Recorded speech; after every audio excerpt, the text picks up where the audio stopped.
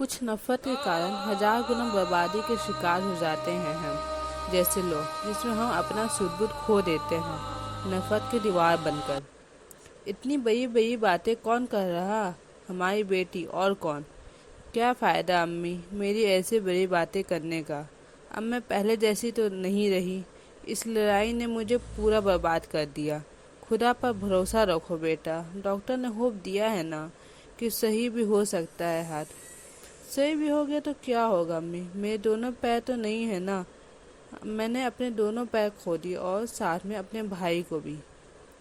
अंदर से खौफ आता है कि मैं क्यों बच गई। सब चले गए तो मैं भी चली जाती। अरे नहीं, ऐसा नहीं कहते। तुम नहीं रहती तो हम कैसे जिंदा रहते। बेटा, साहिल चला गया तो तुम्हें छोड़ दिया हमारे लिए। खुदा ने, वो भी जानता है हम कैसे जी पाते तुम्हारे बिना। शमा की मॉम और भी रोने लगती है। सही कह रही है शमा। साहिल की कमी मुझे रोज महसूस होती है। हमेशा खुद पर कोसती हूँ। कौन सा मनहूस डे था कि मैंने आपसे लड़ाई की और अपने दोनों बच्चों को इतनी दूर भेज दिया पढ़ने के लिए। शमा के डैड, अरे तुम इतना परेशान होगी तो हम अपनी बेटी को कैसे संभालेंगे। वैसे शमा का फ्रेंड जैद आता है। अरे आप लोग फिर इतने इमोशनल हो गए। ये शमा ने क्या होगा। तुमने फिर से अंकल आंटी को परेशान कर दिया। कभी नहीं सुधरेगी ये लड़की। अरे आंटी, मुझे बहुत तेज भूख लगी है। अम्मी नहीं है तो मैं भूखा ही रह जाऊंगा। अभी तो नहीं आएगी, 1 वीक लगेगा आने में। समा के डैड, अरे चलो समा, जैद, चलो खाना खाते हैं। सब मिलकर खाना सुबह में समा को उसके डैड बाहर गार्डन में ले जाते हैं मूड फ्रेश करने के लिए। तो जैद अपने कार से आता है और कहता है, अंकल मैं शमा को ले जाता हूँ। शमा बोलती है, नहीं नहीं, अब मैं उस काबिल नहीं हूँ कि घूमूं फिरूं। हाँ हाँ, बहुत काबिल की हो तुम। इतने दिनों से बंद कमरे में हो, चलो अब आ जाओ। हाँ चली जाओ बेटा, अच्छा फील करोगी। अंकल ले आए शमा को और उसके व्हील चेयर को पीछे रख दीजिए। अब अच्छा लग रहा ना, अच्छा फील करोगी तो ही अच्छा लगेगा। जब हमारा जहनी माहौल अच्छा नहीं हो तो बाहर का माहौल देखकर फील कैसे का अंदाज़ा कैसे लगा सकते हैं हम। दुआ मांगो खुदा से, कुछ दिनों में रमजान भी आ जाएगा। सबका बदला खुदा लेता है जर्रे जर्रे का। किसी एक गलती पर भुगतना तो सबको पड़ता है ना। मेरी नज़रों के सामने साहिल ने अपनी दम तोड़ दी और मैं कुछ नहीं कर पाई। इतने बेरहम से उन गुंडों ने सबके घरों पर गोली चलाई। सब अपने ज़िंदगी से हाथ धो बैठे। पहले दिन तो हम बच गए। उस एरिया में सबने पहले अलर्ट कर दिया, सब अपने रूम में एक साथ रहेंगे। किसी भी टाइम रशिया के गुंडे कभी भी हम पर हमला कर सकते हैं, कोई भी पैनिक नहीं करना। फिर मैंने साहिल को कॉल की। वो अपने लाइब्रेरी में था स्टडी के लिए। मैंने कहा, जल्दी से हॉस्टल में आ जाओ। ये मेरे ही हॉस्टल में आ जाना, वहाँ पर मेरे फ्रेंड्स हैं। हॉस्टल लाइब्रेरी से बहुत पास था मेरे। तो साहिल कहता है, नहीं मैं वहीं पर आता हूँ। अरे नहीं नहीं, मैं ठीक हूँ, तुम वहीं पे रहो, अपना ख्याल रखना। वैसे फिर से अलार्म होता है, अलर्ट हो जाओ, वो लोग अंदर आ चुके हैं। इलेक्ट्रिसिटी भी सारी ऑफ हो जाती है। जब तक साहिल अपनी लाइब्रेरी में ही छुपा था। साहिल ने भाई भी बहुत कोशिश की। टीचर से भी बात की। मेरी बहन एक एरिया में फंसी हुई है, पर वो भी क्या कर सकते थे। बाहर निकलना बहुत खतरा था। फिर मैंने कॉल किया साहिल को, तो लाइब्रेरी में ही छुपा था।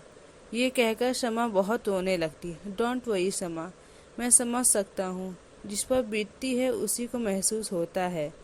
वैसे कल अम्मी आ जाएगी, मेरी और छोटी बहन भी, सुबी। वो तुम्हें बहुत याद करती। आएगी तो देखना तुम्हारे साथ ही रहेगी।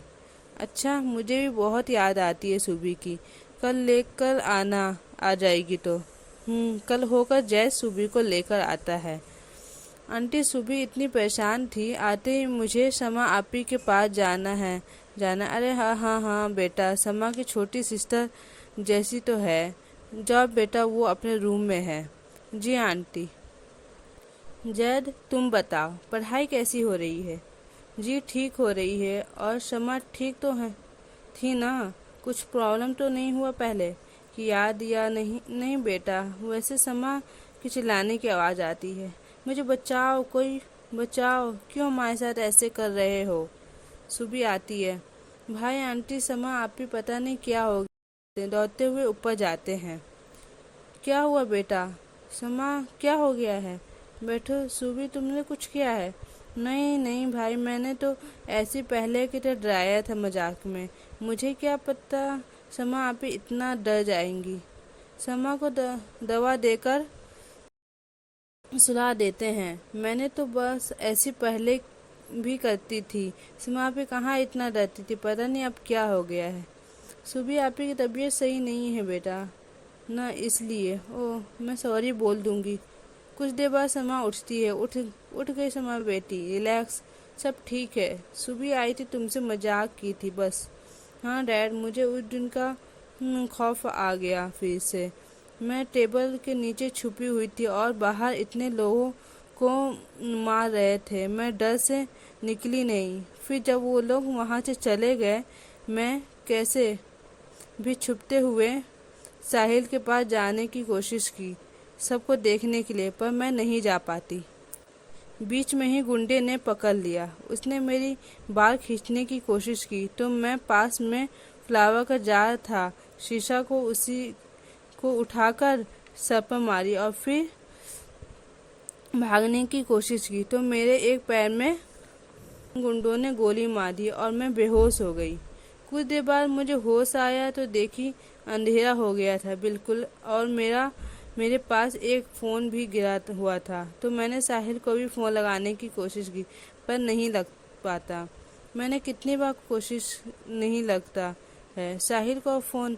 मैं कुछ देर बाद उसी फ़ोन की लाइट ऑन करके फिर मैं एक बार पैसे ही कैसे भी लंगाते हुए बाहर तो गई।